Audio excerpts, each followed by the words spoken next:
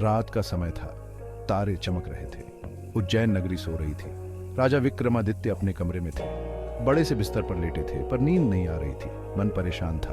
अचानक उनकी आंखें बंद हो गईं। बहुत गहरी नींद आ गई। सपने में उन्होंने खुद को एक अजीब जगह पाया। हर तरफ सोना ही सोना था। महल सोने का बना था, हीरे जड़े हुए थे। दीवारों पर सुंदर पेंटिंग्स थीं, सुंदर परी नाच रही थी, अच्छा संगीत बज रहा था। विक्रमादित्य हैरान थे। उन्होंने इतनी सुंदरता पहले कभी नहीं देखी थी। यह कोई आम महल नहीं था, यह तो स्वर्ग जैसा लग रहा था। महल के अंदर एक बहुत बड़ा हॉल था। हॉल में एक सोने का सिंहासन था। सिंहासन पर एक चमकता हुआ आदमी बैठा था। उस आदमी के चेहरे पर एक अलग ही चमक थी। उसके आसपास एक दिव्य प्रकाश था। विक्रमादित्य समझ गए कि यह कोई देवता है। तभी एक योगी महल में आए। उनका शरीर तेज से चमक रहा था।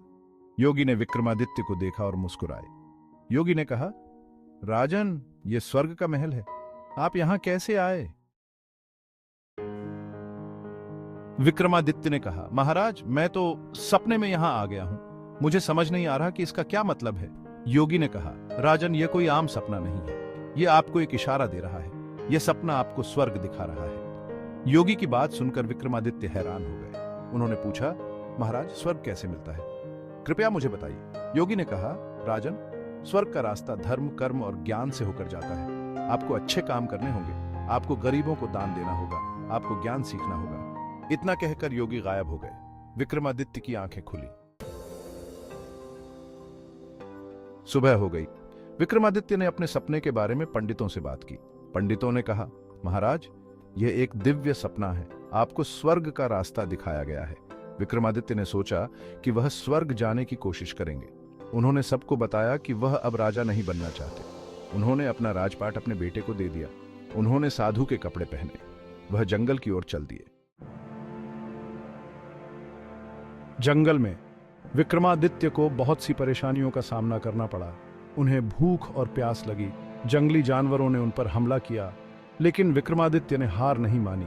वह चलते रहे। रास्ते में वह गरीबों की मदद करते रहे, वह दान करते रहे।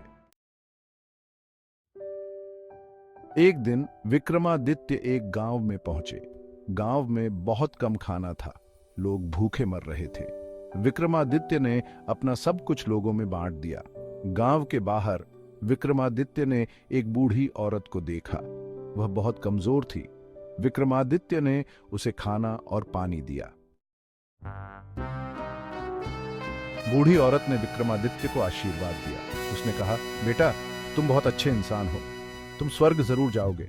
औरत ने बताया कि स्वर्ग का रास्ता एक समुद्र के किनारे पर छुपा है। विक्रमादित्य समुद्र के किनारे पर पहुंचे। उन्होंने रेत पर एक पहेली लिखी देखी। पहेली का जवाब ही स्वर्ग का रास्ता बता सकता था।